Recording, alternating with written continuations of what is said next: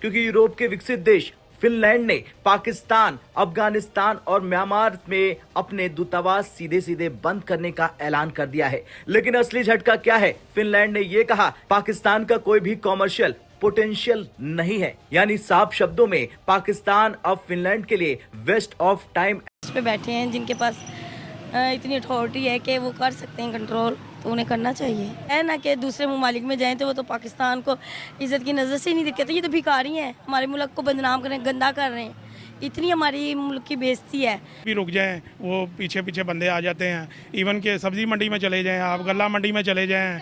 मुल्क पे बेसिकली मुल्क की जो सियासत है ना, वो चाहे इस टाइम वीक है, पर लेकिन जो हमारे मुल्क की पाक फ़ौज है ना, हम उसको नहीं कह सकते कि वो वीक है। ठीक है, अगर वो वहाँ पे आराम से बैठे हो ना, तो हम एक भी दिन एक भी रात सुख से बिल्कुल ना सोच सकें। ठीक है, तो हम इस चीज़ को बॉर्डर नहीं करते, हम यही चीज़ कहेंगे जो हमारी पाक आर्मी। हाल ये है कि हमसे सोना ले लो, हमसे अड्डे ले लो, हमसे रेयर अर्थ मिनरल्स ले लो, जो चाहिए वो ले लो, OLX सब बेच दे।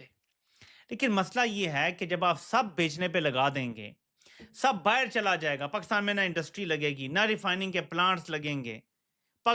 लिखा हुआ है कि he is more powerful than the prime minister. It is the prime minister and the president they are more powerful. ये फिर क्यों हम ये assume कर बैठते हैं और ये करते हैं?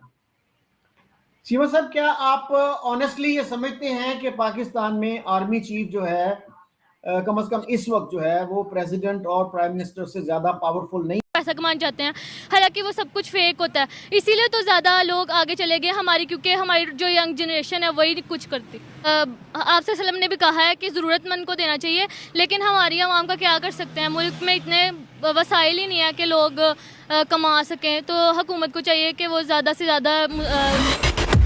दोस्तों, इस समय पाकिस्तान को अब तक का सबसे बड़ा झटका लगा है, क्योंकि फिनलैंड जो देश है, जो दुनिया का सबसे खुशहाल देश माना जाता है, उसने पाकिस्तान के साथ अपने सारे रिश्ते नाते तोड़ दिए हैं और वो पाकिस्तान छोड़कर जाने वाला है। पीछे की वजह क्या है? फिनलैंड ने कहा है कि पाकिस्तान के पास ना तो पैसे हैं और ना ही ढंग की इकोनॉमी है, जिसके कारण से हम ना तो पाकिस्तान से कुछ ले सकते हैं, ना व्यापार कर सकते हैं और ना फिनलैंड पाकिस्तान में पैसा लगा सकता है, क्योंकि यहां पर मुनीर जैसा एक नया बादशाह बैठा हुआ है जो सारे पैसे खुद ही खाना चाहता है और राजनीतिक अस्थिरता भी है। वहां पर कोई प्रधानमंत्री की नहीं सुनता, सब वहां पर अपने अपने राजे बने बैठे हुए हैं, जिसके कारण से फिनलैंड ने पाकिस्तान को लात मार दी है और अब वो 2026 से अपना दूतावास फिनलैंड में बंद कर देगा, क्योंकि ना तो इनके पास पैसा है और मुनीर इनका पैसा हड़पना चाहता है।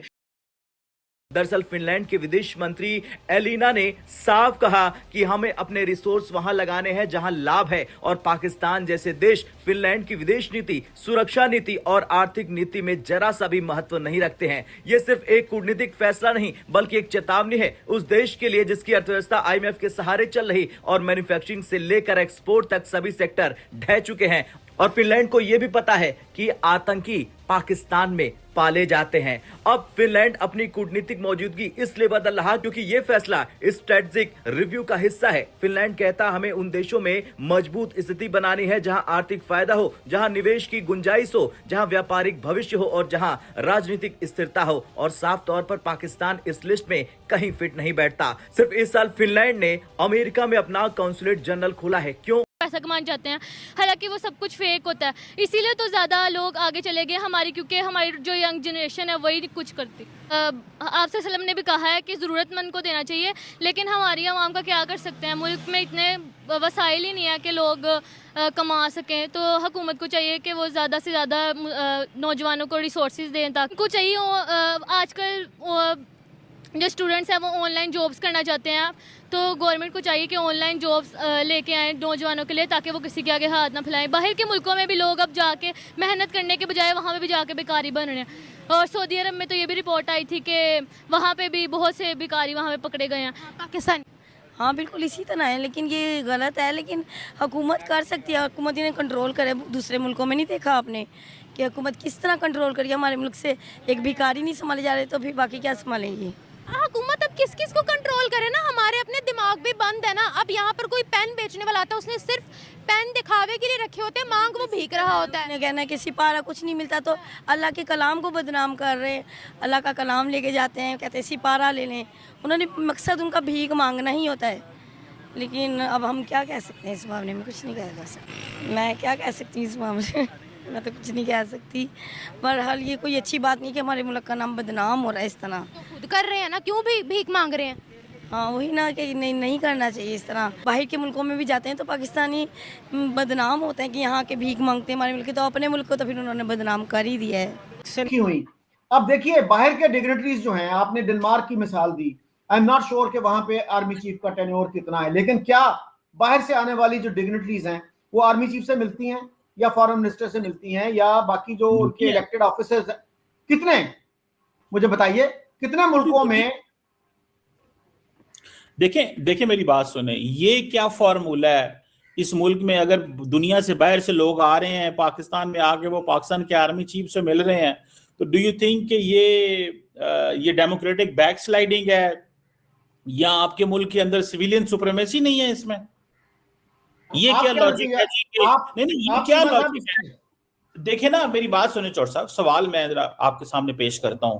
आपका मुल्क जो है वो सिक्योरिटी मैटर्स में देखें अफगानिस्तान में इंगेज्ड है, ठीक है जी।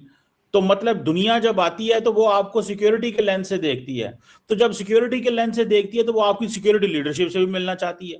तो जब वो मिलते हैं तो आप कहते हैं लो जी तुसी क्यों मिलते, तुसी वजीर आजम को मिलो। और भाई वो वजीर आजम को तो मिलेंगे, लेकिन सिक्योरिटी वाले उससे भी तो मिलना है ना, क्योंकि वो आते ही उनका मसला सिक्योरिटी के रिलेटेड। ठीक है, अल्लाह के नाम से सही, हाथ पैर बिल्कुल क्लियर है इनके, फिर भी अल्लाह अल्लाह करते हैं। यही नमाज़ें पढ़ें, इनको पता चले।